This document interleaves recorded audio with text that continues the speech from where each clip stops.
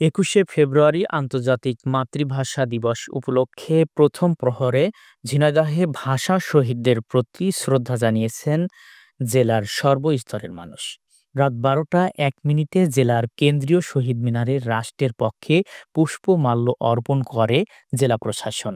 এ সময় জেলা প্রশাসক মোহাম্মদ আব্দুল আওয়াল, অতিরিক্ত জেলা প্রশাসক সাইফুর রহমান সহ জেলা প্রশাসনের অন্যান্য কর্মকর্তারা উপস্থিত ছিলেন।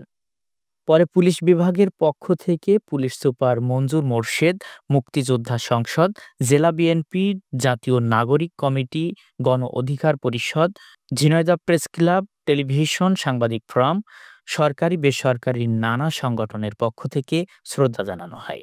এর আগে শহরের বিভিন্ন স্থান থেকে র্যালি, শোভাযাত্রা সহ বিভিন্ন সংগঠনের নেতাকর্মীরা শহীদ মিনারের পাদদেশে উপস্থিত হন। পুষ্পস্তবক অর্পণের কর্মসূচি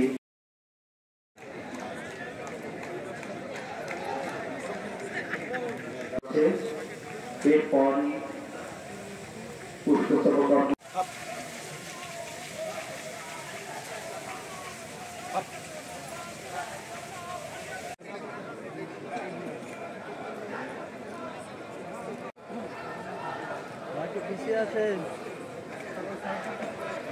সবাই আমরা সবাই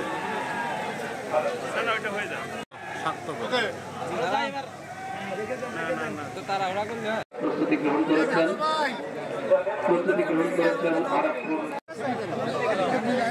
পুষ্পস্তবক অর্পণ শেষ হলে শহীদ